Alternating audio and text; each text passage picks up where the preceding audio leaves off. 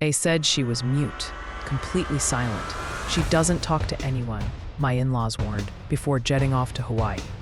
But 10 minutes after they left me alone with her, she looked me in the eye and said 7 words that shattered every lie they told. And that's when I knew they'd made a huge mistake leaving her with me. If you've ever dreamed of seeing selfish people get what they deserve, hit that like button, subscribe, and get ready. Because what started as a quiet babysitting favor turned into one of the most shocking, heart-wrenching, and ultimately satisfying stories of revenge I've ever lived. I never really got along with my in-laws. They've always treated me like I was just there, tolerated, not quite part of the family. I married their only son 5 years ago, and from day one, I knew I wasn't their dream daughter-in-law. I didn't go to the right school, didn't come from money, didn't wear the designer stuff or speak with that polished, performative tone they all had. Still, I tried. I really did. But the tension only got worse after my husband's sister had her daughter, Lily. Now, Lily was a sweet kid, bright eyes, curious, but incredibly shy. Or, as my in-laws like to say, totally silent. They insisted she was mute. Not just quiet, mute. She hasn't spoken a word since she was born, they'd say. My sister-in-law didn't believe in therapy or doctors, so there had been no evaluation. Just endless assumptions. Then came the Hawaii trip. My in-laws were off to Maui for 10 days and decided, without really asking, that I should watch Lily. "You're not working right now, so it'll be perfect," my mother-in-law said, with a fake smile that didn't quite reach her eyes. I didn't protest. My husband begged me to say yes. "Just keep the peace," he said. So I agreed. They dropped Lily off with a small suitcase, 0 instructions, and one last warning. "She doesn't talk. Don't try to force it." That was it. And then they were gone. The house was quiet. Lily sat on the couch, clutching a stuffed giraffe, eyes wide but calm. She didn't seem scared, just watchful. I made her a sandwich, cut the crust, poured a juice box. She didn't say a word.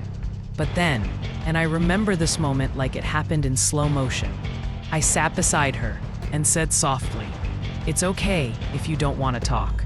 We can just hang out." She looked up at me, and in the softest, most careful voice, she said, "Are you gonna yell like Grandma does?" I froze, not because she spoke, but because of what she said.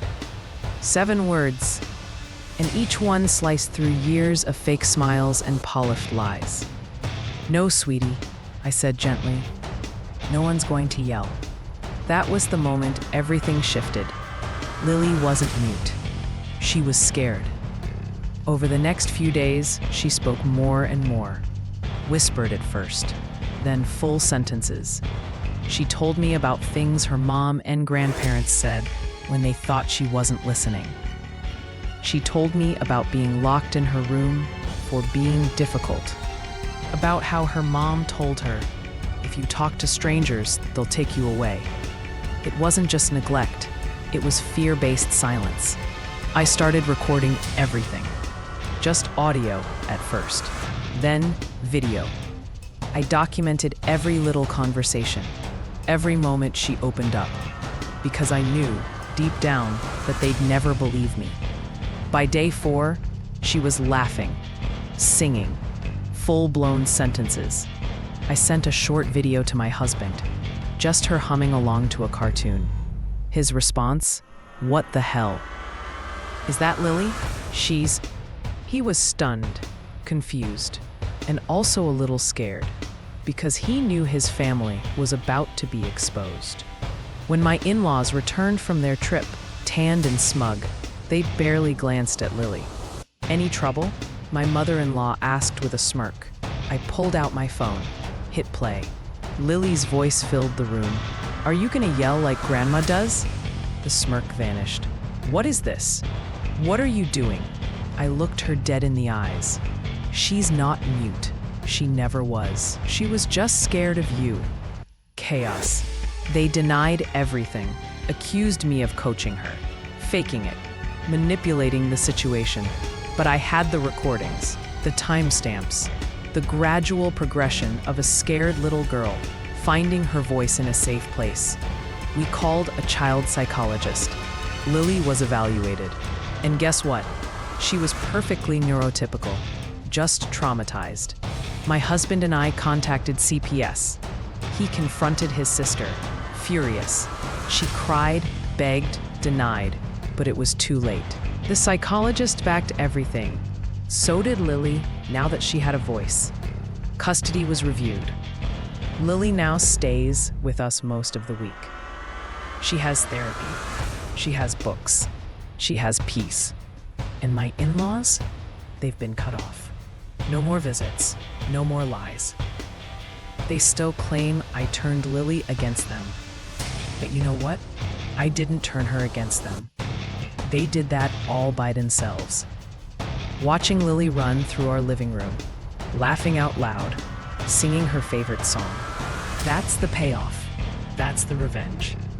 Not screaming, not revenge with fire and fury, but giving a silenced child her voice back and making the people who broke her watch her rise. Sometimes, the most powerful justice isn't loud. It's quiet. It's steady. It's healing.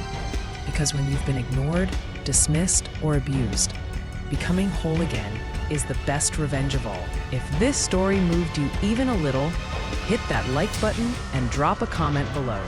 Have you ever seen someone rise up after being mistreated? And don't forget to subscribe to Family Revenge Stories, where every voice matters and justice always finds its way home.